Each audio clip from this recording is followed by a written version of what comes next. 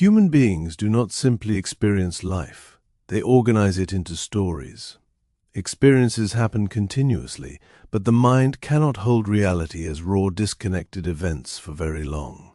Memories accumulate, emotions shift, identities change, losses occur, relationships evolve, and reality keeps moving faster than consciousness can fully stabilize directly. The nervous system, therefore, begins linking events together into narratives that preserve continuity across change. The story explains who you are, what happened to you, why it happened, what it means, and where life is going next. This process happens so automatically that most people mistake the narrative for reality itself. But psychologically, the story serves an important function beneath awareness. It organizes instability. Without narrative continuity, experience becomes fragmented. Emotional events lose context. Identity weakens. Prediction becomes difficult. Meaning becomes unstable. Story, therefore, becomes one of the primary structures consciousness uses to survive uncertainty, impermanence, and psychological complexity. People do not merely remember life. They remember the narrative built around life. They do not merely experience suffering. They experience the meaning attached to suffering. The self itself becomes understandable partly because story continuously organizes change into one emotionally coherent identity moving through time. Identity depends heavily on narrative because people understand themselves through remembered continuity rather than direct observation alone. The mind continuously answers questions such as, who am I? What kind of person am I? Why do I behave this way? What does my life mean? These answers rarely emerge as isolated facts. They emerge as stories. Someone becomes the strong one, the abandoned one, the survivor, the achiever, the misunderstood one, or the independent one. Over time, repeated narratives stabilize self-concept because they create emotional orientation. The person then experiences the story as direct truth about identity, rather than recognizing it as one psychological construction among many possibilities. Yet identity narratives simplify enormous complexity. Contradictions disappear. Context fades. Emotional variability becomes compressed into coherent explanation. The resulting self feels stable precisely because story organizes psychological chaos into manageable continuity beneath awareness. Memory participates actively in this process because memory is reconstructive rather than perfectly archival. The mind does not replay life exactly as it happened.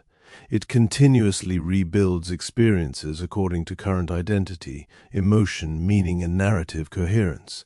Certain moments become highlighted because they support the story. Others fade because they do not fit. A person identifying as rejected may remember abandonment more vividly than acceptance. Someone identifying as resilient may reinterpret suffering as evidence of growth. Over time, memory and narrative reinforce each other continuously.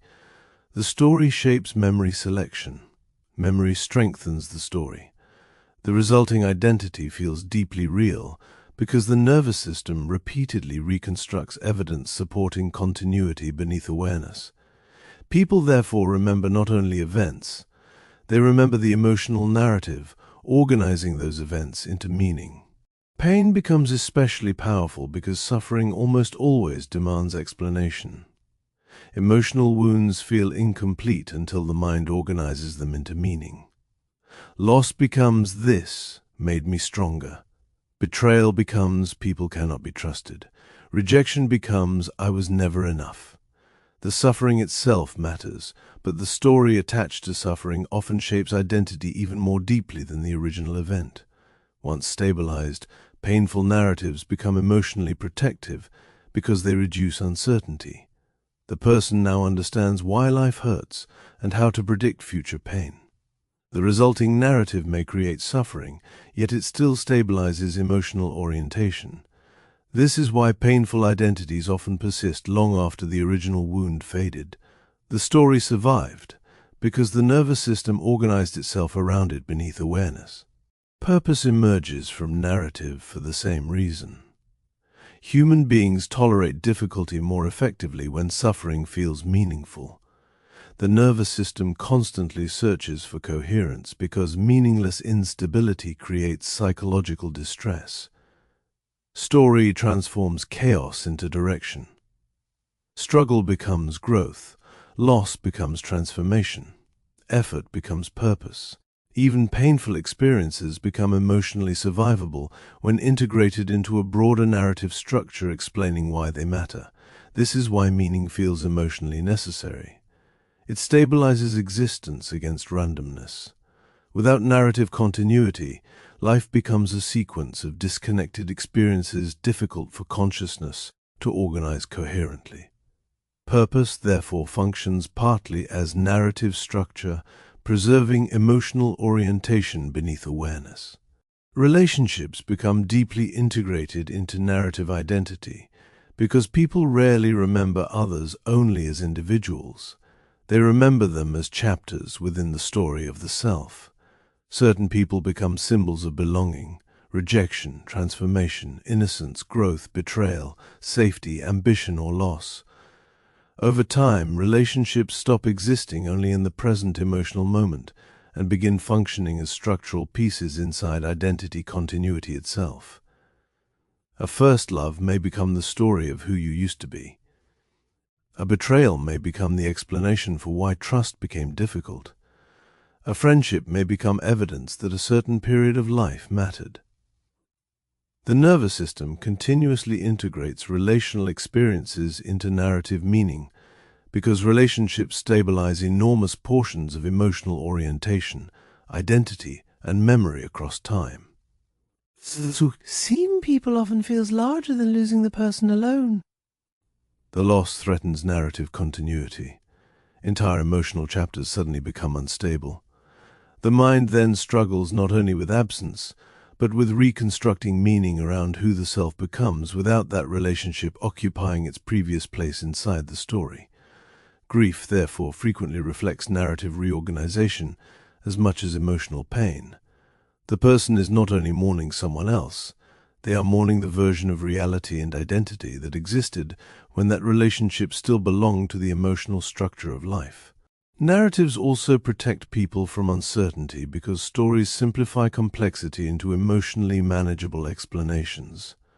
Human psychology is layered, contradictory, context-dependent, and constantly changing. The nervous system dislikes this instability because unstable identity weakens prediction. Story solves the problem by compressing enormous complexity into coherent emotional frameworks. Instead of I contain conflicting motives, changing emotions, hidden fears, and multiple versions of myself, the narrative becomes I am this kind of person. Instead of life contains randomness, ambiguity, and uncertainty, the story becomes this happened for this reason. The explanation may not fully capture reality, but it stabilizes orientation. The person now knows how to interpret the world again. This is why people often defend narratives aggressively even when evidence challenges them. The story does not merely explain reality. It protects continuity beneath awareness. Removing it introduces uncertainty the nervous system experiences as destabilizing. The mind therefore frequently chooses coherent meaning over complete accuracy, because emotional survival often depends more on orientation than precision. Victim narratives reveal this process clearly because suffering can become psychologically organized into stable identity frameworks. Someone repeatedly hurt may gradually build a story where life always abandons them, people always leave, or success always disappears. These narratives often emerge from real pain, yet over time they begin shaping future perception automatically. The mind starts filtering new experiences through the emotional logic of the story.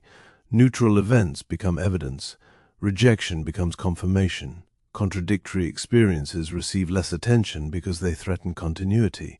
The narrative then begins preserving itself. This does not happen because people consciously enjoy suffering. It happens because the story created orientation. The person finally understood the pain and organized identity around it. Letting go becomes difficult because releasing the narrative threatens emotional predictability. Without it, the nervous system loses familiar explanation. The suffering may hurt deeply, but the story still stabilizes meaning underneath. The person therefore remains attached not only to pain, but to the narrative structure preserving emotional coherence around the pain. Hero narratives function similarly because people also organize identity around resilience, achievement, transformation, and survival. Someone may build a story where they must always be strong, independent, successful, responsible, or emotionally invulnerable. At first, these narratives provide purpose and direction. Over time, however, they can become psychologically restrictive because the person starts protecting the identity role even when life changes. Vulnerability threatens the strong one. Rest threatens the achiever. Emotional need threatens the independent one. The narrative originally created meaning but eventually begins limiting adaptation. The mind resists changing the role because continuity stabilizes selfhood. This reveals something important. Even positive narratives can become psychologically rigid once identity depends on them too strongly. The self then serves the story rather than the story serving the self. Culture reinforces narrative construction continuously because societies provide ready-made stories explaining identity, success, relationships, morality, purpose, and value. People inherit narratives about what life should look like, long before consciously examining them. Success has a story, love has a story, masculinity has a story, femininity has a story, happiness has a story, aging has a story, failure has a story. Individuals then integrate these collective narratives into personal identity structures beneath awareness. Many forms of suffering emerge when lived experience conflicts with inherited meaning systems. The person feels lost not because life failed objectively, but because reality stopped matching the story they expected to inhabit. The nervous system then experiences confusion because narrative continuity weakened. This is why existential crises often feel psychologically devastating. They are not simply emotional events. They are collapses of meaning architecture the mind previously used to orient itself through existence. Impermanence intensifies the need for story because reality continuously changes faster than identity can stabilize naturally. Relationships end, bodies age, roles disappear, desires shift, entire life chapters dissolve. Story responds by preserving continuity across transformation. The mind links past and present into one recognizable arc moving through time. Childhood becomes how I became this person. Loss becomes what changed me. Failure becomes what redirected my path. Story therefore acts like psychological stitching, connecting unstable experiences together into one coherent life. Without it, impermanence feels chaotic. With it, change becomes narratively survivable. This explains why people instinctively search for lessons after pain. Meaning does not erase suffering. It reorganizes it into continuity. The nervous system can tolerate instability more effectively once the experience belongs somewhere inside the larger story of the self. Silence often destabilizes people because silence weakens external reinforcement and allows narrative structures to become more visible. During constant activity, identity remains occupied by routine, stimulation, and social roles. Stillness interrupts these systems temporarily. The mind then encounters the stories operating underneath them.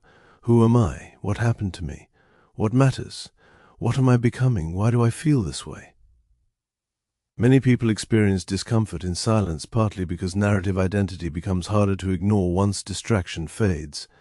The stories maintaining selfhood move closer to awareness.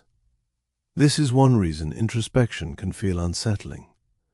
The person begins realizing how much of life is organized around inherited explanations, repeated meanings, and emotionally reinforced narratives beneath awareness. The danger appears when people mistake the story for the totality of the self. Narratives simplify reality necessarily. They compress contradiction into coherence, Yet human beings remain larger than the stories describing them.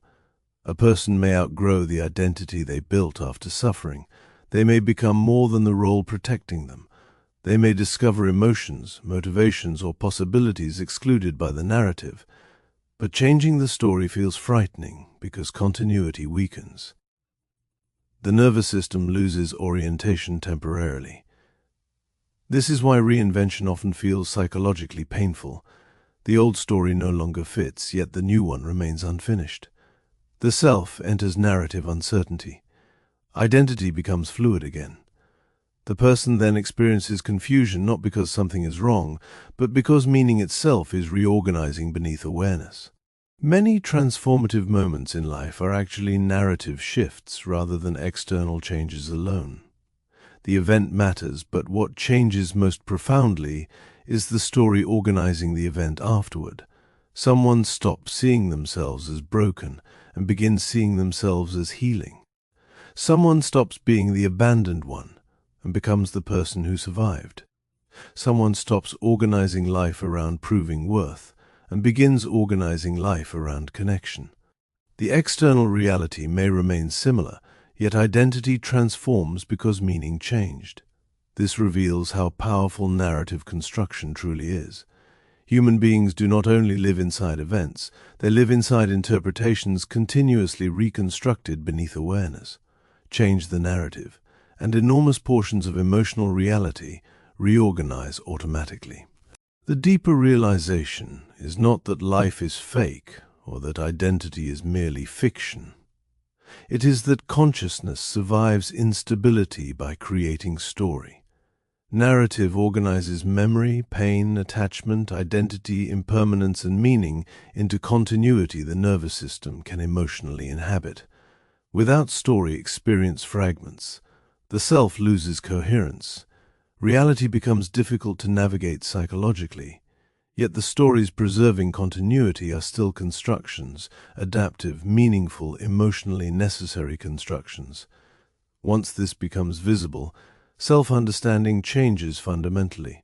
The question stops being "what is my story?" and becomes "how is my mind using story to preserve identity, meaning, and continuity beneath awareness?" And within that realization emerges a different freedom, not abandoning story entirely, but recognizing that the self is larger than any single narrative it once needed in order to survive uncertainty, pain, and change across time.